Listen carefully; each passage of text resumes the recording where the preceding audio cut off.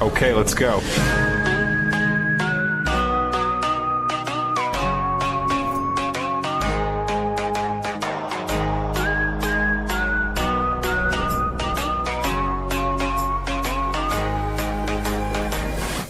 Ele passou boa parte da infância na cama, sem contato com os amigos, apenas com os livros. Aprendeu a ler sozinho, devorando todos os 17 volumes da obra infantil de Monteiro Lobato. Aos 18 anos, conquistou seu primeiro emprego no caminho para a faculdade, justamente porque seu pneu furou em frente à agência HGP. 3 meses depois, conquistou seu primeiro prêmio, Leão de Bronze no Festival de Publicidade de Cannes, em 1973. Um ano depois, ele foi responsável pelo filme Homem com Mais de 40, que ganhou o prêmio Leão de Ouro da Publicidade Nacional, também em Cannes.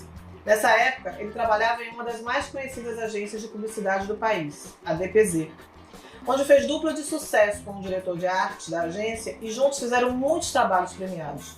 Entre eles, o famoso garoto propaganda da Bombril, interpretado por Carlos Moreno, que acabou parando no Guinness Book como o mais duradouro garoto propaganda de todos os tempos. Foram mais de 30 anos de parceria e mais de 340 comerciais produzidos.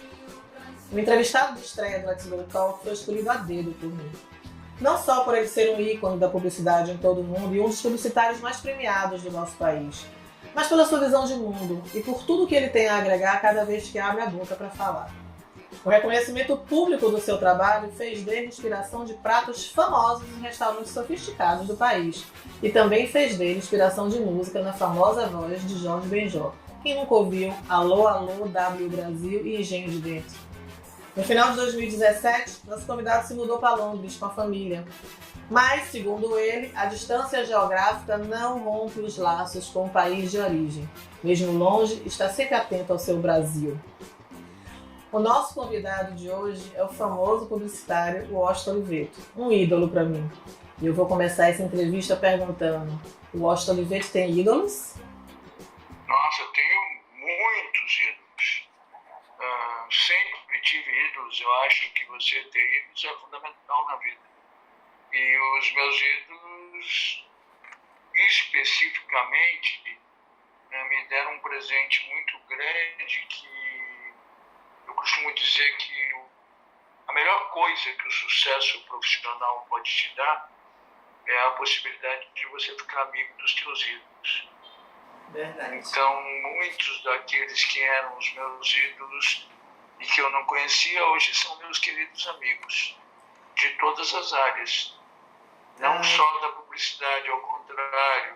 A maior parte dos meus amigos, dos meus ídolos, são pessoas da música popular, das artes plásticas, do cinema, da literatura, da arquitetura, de uma série de atividades que, somadas, realimentam a atividade de um publicitário. Com certeza. Tenho ídolos. Quem é o seu maior ídolo? Não dá para dizer que eu tenha um maior ídolo. Seria uma injustiça com tantos outros. Eu tenho grandes ídolos em todas as áreas, que é um privilégio. E grandes ídolos amigos, a maior parte deles. Vamos lá, uma curiosidade. Existe alguma história sui generis por trás do fato de você ter sido inspiração para a música de Jorge Benjor, W Brasil? Tem alguma história por trás disso? Como foi isso? A canção W Brasil, ela começou a ser feita. Eu sou amigo do Jorge há muitos anos. Aliás, o Jorge, por exemplo, era meu ídolo de romântico. Que legal. E eu sou amigo dele há muitos anos. Quando eu criei a W Brasil, eu resolvi inventar uma coisa que na época ainda não existia, que eram as festas de final do ano de uma empresa, um show de um grande artista da música popular brasileira. Isso foi em 1986.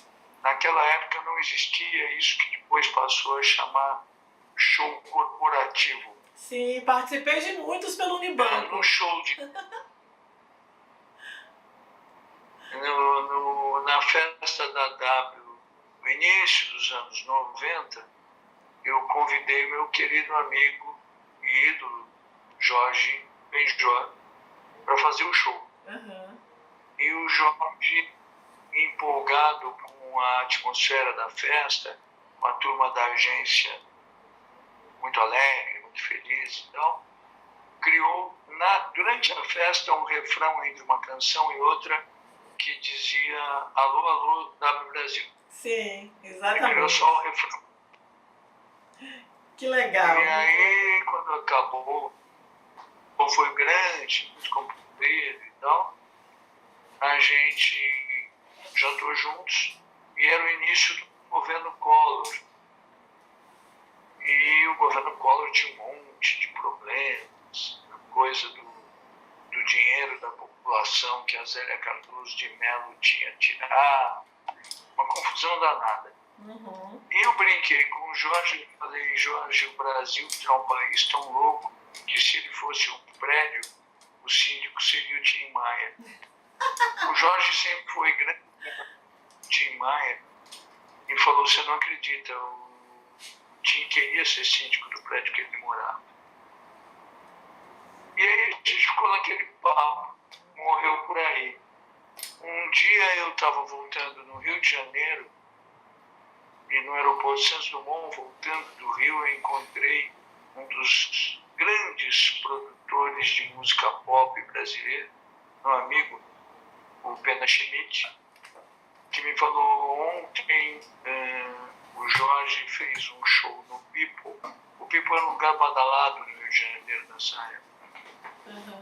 E ele lançou uma canção chamada W Brasil, que eu gravei ao vivo e vou botar no disco e vou te mandar amanhã. E foi como eu conheci a canção inteira. E virou um super sucesso, né? Uma loucura, foi que coisa, né? Eu sabia que tinha alguma história interessante por trás disso, tinha certeza absoluta. E era um sucesso danado. Foi um dos grandes sucessos, um dos grandes sucessos da vida do Jorge. Sim. E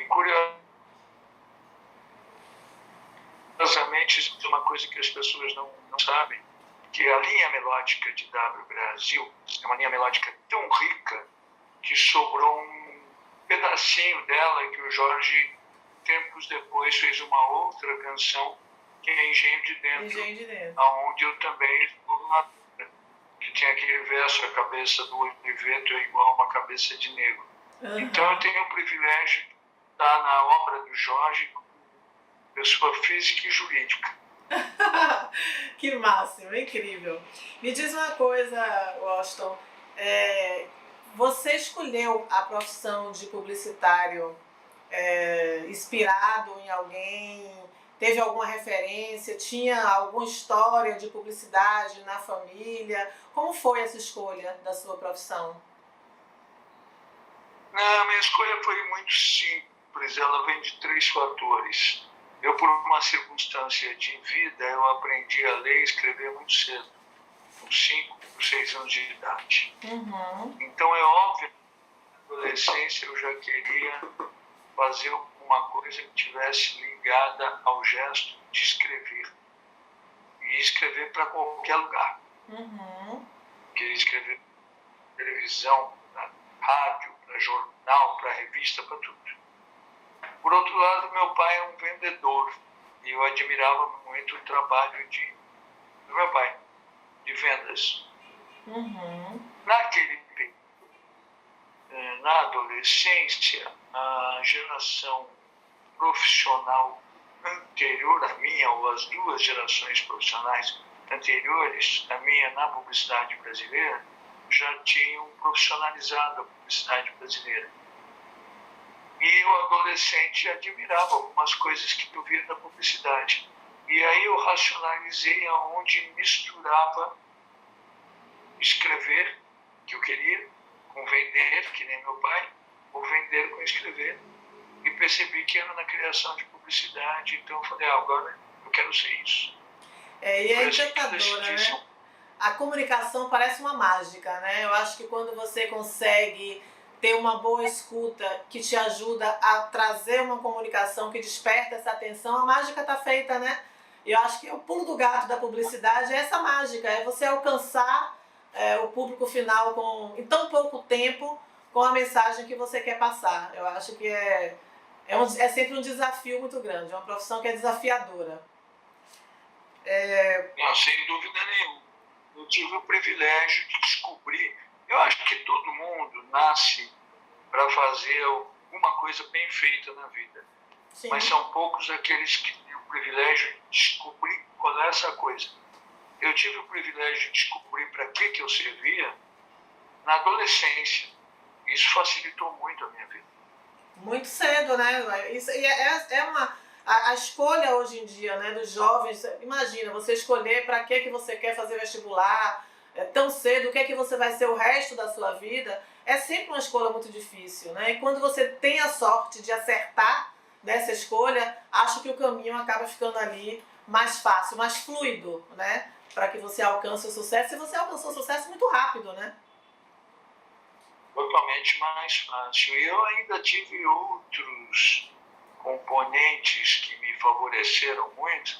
Como eu disse, primeiro, as gerações anteriores, a minha, já tinham profissionalizado o negócio. Então, estava muito pronto para aparecer um garoto com as minhas ambições. Cheio de ideias. Eu comecei muito cedo. Comecei com 18 anos de idade. E aí ainda tive a sorte de arrumar uma namorada 6 anos mais velha. E aí eu morria de vergonha de, como filho de classe média, muito média, viver de mesada. Então eu resolvi que eu tinha que trabalhar. Coisa boa. Então eu fui trabalhar. Aí depois aconteceu outra coisa, que o primeiro comercial de televisão que eu escrevi na vida ganhou um prêmio em Veneza. E eu fiquei numa dúvida quem tinha errado, se eu ou o júri, que eu não tinha experiência nenhuma. Ficou tão surpreso que não imaginava, né?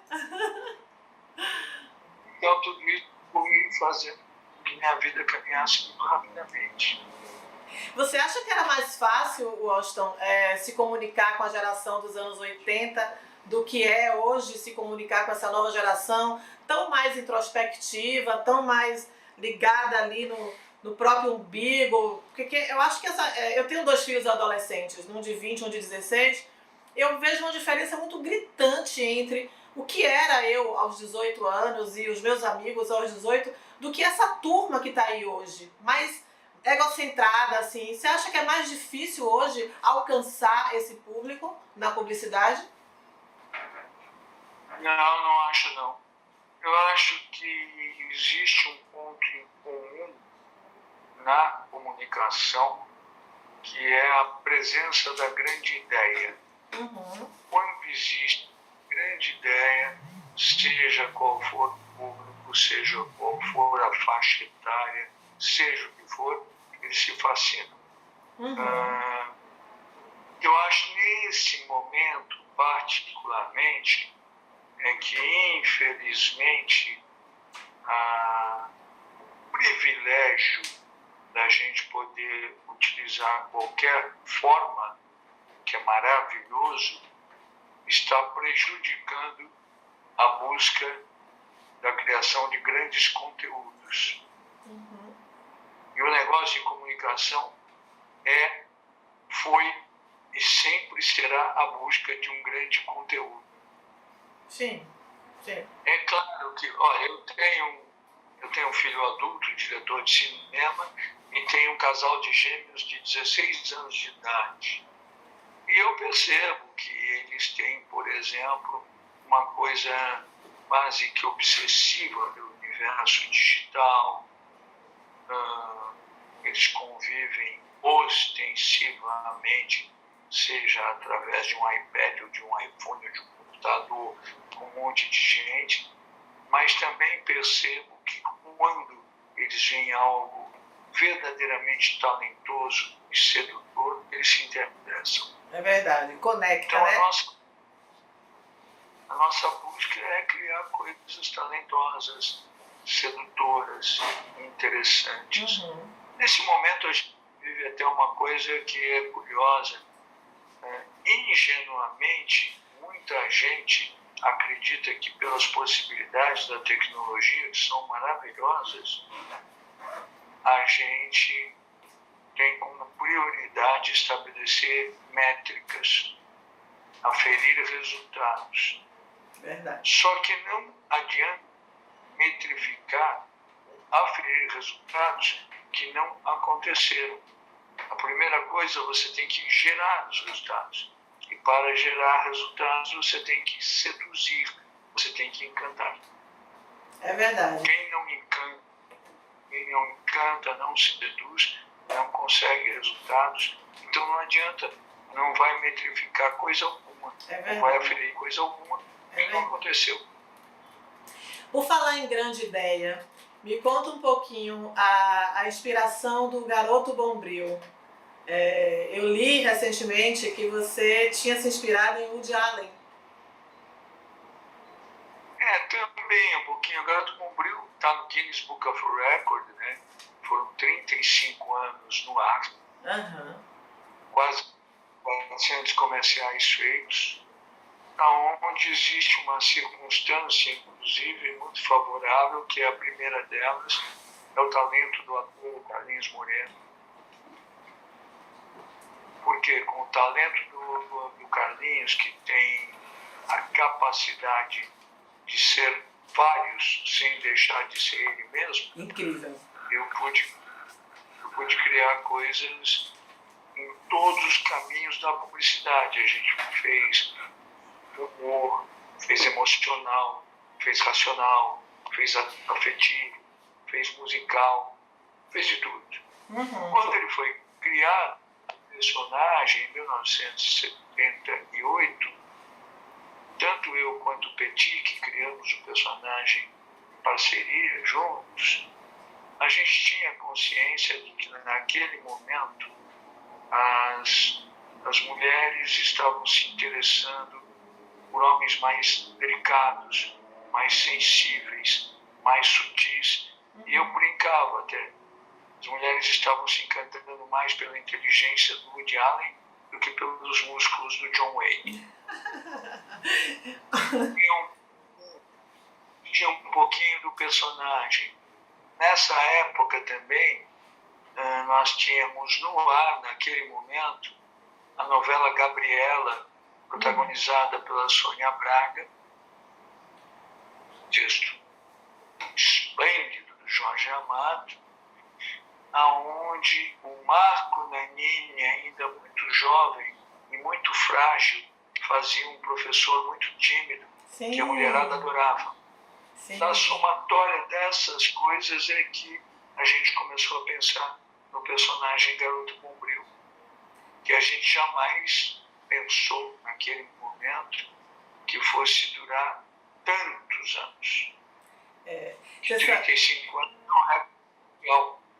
Está no Guinness desde 94. Está no Guinness, exatamente. Você sabe que antes de entrar em revista, eu trabalhei em agência de ativação, de marketing promocional.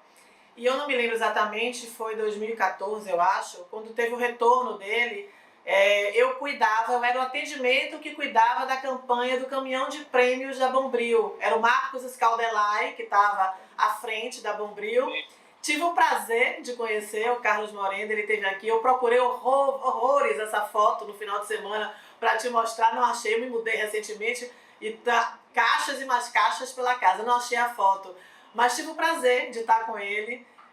E ele é realmente sensacional. Isso que você disse é a tradução mais perfeita dele. Ele é um ator que conseguia ser vários personagens sem deixar de ser ele ali, né? Que coisa interessante, assim, essa coisa ambígua, né? Dele ser o personagem que ia transmitir a informação do comercial, mas a presença tão marcante do próprio Carlos, ainda ali naquele momento do comercial, era sensacional. Ele realmente é incrível. Isso para nós foi fantástico. Só isso, realmente, graças ao trabalho. Olha, eu fiz um grande trabalho nisso. O André Bukovinski, que dirigiu os filmes, fez um grande trabalho.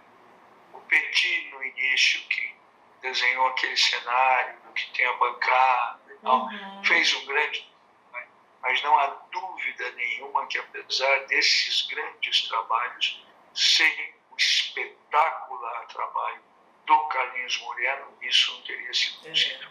Me lembro muito dele fazendo Mon Bijou, o jeito, ele tinha uma coisa no gestual das mãos, tinha uma coisa no olhar, no jeito de inclinar o rosto, assim, ele se comunicava usando toda a máquina, né? Incrível.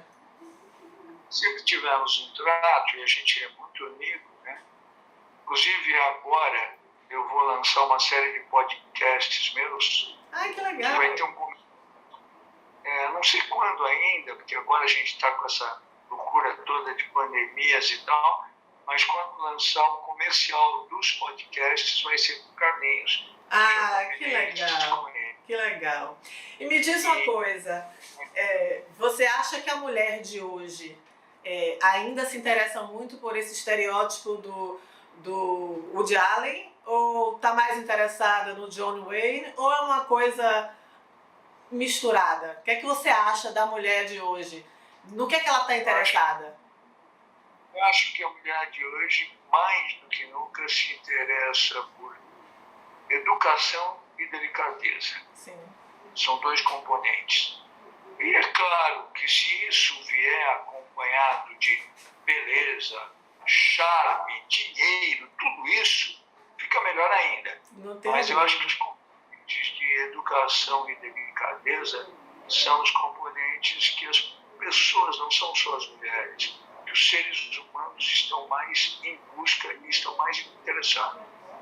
Você não acha que a gente ouve, eu sou mulher, a gente cresce ouvindo muito isso, né? O homem acha a mulher desde sempre um ser difícil de decifrar, né? Porque a mulher realmente é mais, eu acho que as mulheres são mais complexas mesmo do que os homens, porque a gente reúne muito mais coisas em torno de nós mesmos e da responsabilidade. Mas uma coisa que eu ouço sempre, e eu te fiz essa pergunta para fazer essa provocação, uma coisa que eu ouço sempre com muita frequência é assim, poxa, quer ser independente, né? Jogou o sutiã para cima, mas na hora da conta não quer dividir a conta, na hora que sai quer que abra a porta do carro. E o que eu percebo é que às vezes há uma confusão um pouco grande feita, muitas vezes por parte dos homens, em achar que ser independente é sinônimo de não ser romântica, de não ser sensível, de não ser frágil. As coisas não têm a ver uma com a outra, né? E a gente ficou sendo mais cobrada para se embrutecer, talvez, para ser mais... Na Bahia a palavra seria essa, retada, né? Como se a gente tivesse perdido a permissão de, olha, sou independente, pago minhas contas, faço minhas coisas, escolho o que eu quero, mas quero receber flores, quero caixa de chocolate, quero um tapete no chão para não pisar na lama e quero que abra a porta quando eu for entrar no carro. O que tem a ver lé com cré, né? Você acha que existe essa confusão? Você percebe um pouco isso também? Olha, eu acho que homens que pensam assim, infelizmente não entendem nem de ser homem nem de mulher.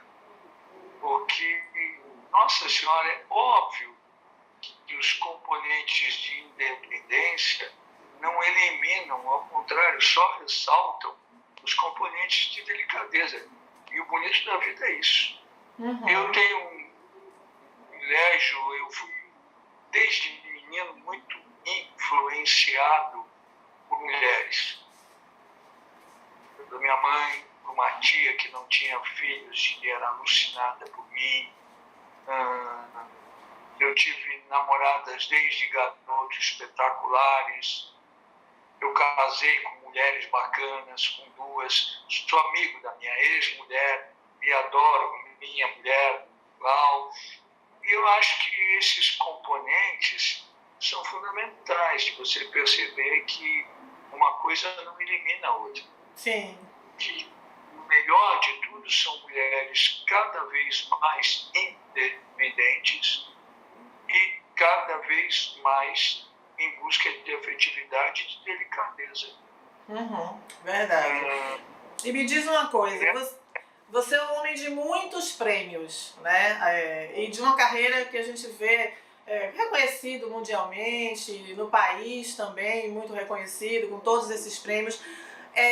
Se você tivesse que definir a que você atribuiria tanto sucesso, né? O que é que você imagina que te fez alcançar esse sucesso todo? Qual característica o Washington Oliveto tem tão marcante como profissional que propiciou e contribuiu tanto para que você alcançasse tanto sucesso?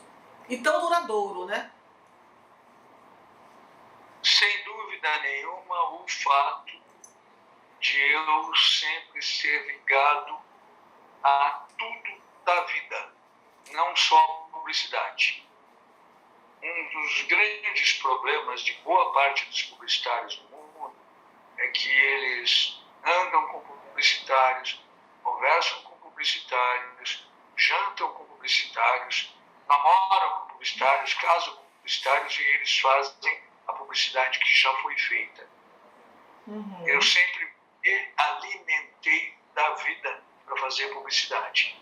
Então, esse meu contato com a cultura popular, com a música, com o cinema, com a arquitetura, com tudo, com o esporte, quer que seja, que eu fui transformando e vou transformando em publicidade, Uhum. sem dúvida, é que construiu a minha vida profissional.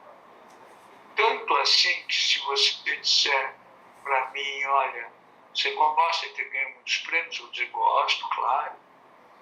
Tem algum prêmio que é o seu favorito? Talvez tenha. Mas o meu favorito sempre foi aquele trabalho que entrou na cultura popular. Ganhando prêmio não, mas aquele trabalho que as pessoas repetiram nas ruas. É claro que quando você faz o Vale Zé Primeiro Sutiã, ele ganha todos os prêmios e ainda repetem nas ruas. Bombril também. Mas, por exemplo, quando eu fiz o cachorro da COFAP, eu sabia que todo mundo ia repetir nas ruas, mas que fora do Brasil não ia ganhar nenhum prêmio, porque ninguém nem sabia o que era um amortecedor COFAP. Eu não tinha o mínimo problema, porque eu queria que aquilo levasse a galera ao delírio como levou. E até dasse o nome de uma raça de cachorro como mudou. É verdade. Aquele cachorrinho. É verdade. E originalmente chamam das Hounds, ou que muita gente chamava de Basset, no Brasil passou a ser chamado de COFAP. Exatamente. Como é assistir de longe a imagem do nosso país em meio a esta pandemia, Washington? Me conte aí.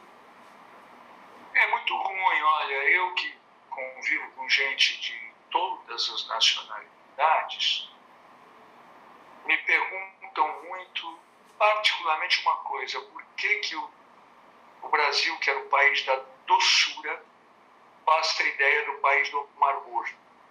Não sei muito bem responder isso.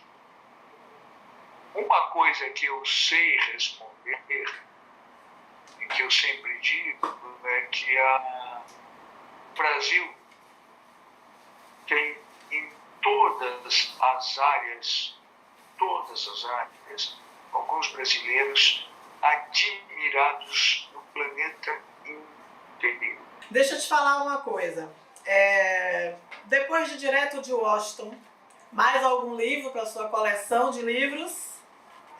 Teremos novidades na literatura? Ou a gente vai tem que esperar só o podcast que vai vir aí certamente cheio de novidades?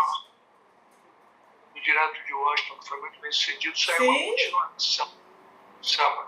Que é uma edição extraordinária. São novas histórias, então continua o outro. E eu posso prometer a vocês que sobre a minha vida eu não vou escrever mais nada.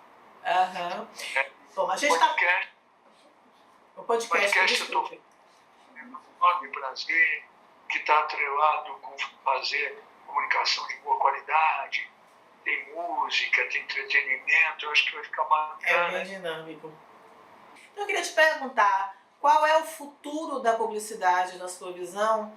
Como você enxerga esse meio revista, sobretudo as revistas lifestyle, como a Let's Go Bahia, que tem ainda essa coisa do charme, do cheirinho da tinta, do leitor receber impresso, de folhear a revista, de ser uma coisa mais dirigida. como é que esse homem com essa visão de mundo, esse publicitário de sucesso, enxerga todos esses canais de publicidade no futuro? Eu sempre gostei muito desses veículos, sempre acompanhei muito. E eu acho que a existência do novo não é motivo, nem razão e nem justifica tentar deixar de existir o que já existia de bom. Eu acho que essas coisas todas têm que conviver. Sim. E o futuro, entre aspas, da publicidade está única e exclusivamente na criação de grandes ideias que tenham a capacidade de se comportar bem com a característica de cada uma das mídias. Exatamente. A última pergunta é: o que te motivou a aceitar o meu convite? Foi um prazer. Quando o teu amigo Sérgio Valente me ligou, ele te elogiou pelas costas, falou que você... Que bom.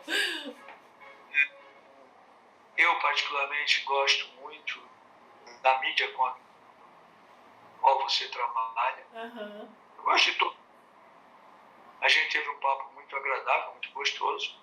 Ainda você lembrou que você tinha trabalhado numa instituição para a qual eu trabalhei com o maior prazer. Eu fiz a coisa do Unibanco Nacional, eu escrevi o anúncio. Então, para mim é um prazer estar aqui com vocês. Olha, queria primeiro te agradecer. Foi eu te falei que era o meu aniversário no dia que nos falamos, então quando você aceitou, ele disse que você estava me dando o meu melhor presente de aniversário. Eu me senti extremamente honrada. A gente está estreando o Let's Go Talk com você, então foi para mim um presente muito precioso, tá? Muito, muito, muito obrigada. Queria te pedir que deixasse uma mensagem para os baianos antes de a gente finalizar e te dizer que agora você tem mais um compromisso quando vier ao Brasil, sobretudo quando vier à Bahia. Já temos nossos contatos trocados no telefone, vou fazer absoluta questão de te receber, te levar para revisitar essa cidade. Obrigado para vocês. O que eu posso dizer para os meus amigos aí da Bahia, de Salvador, Bahia inteira e tal, que apesar do momento difícil que a gente está vivendo de pandemias e pandemônios, o Brasil é tão grande, tão especial, que ele sempre supera absolutamente tudo e vamos acreditar nisso. Muito obrigado. Obrigada. Um beijo enorme, viu? Muito, muito obrigada e sucesso como sempre. Okay, let's go.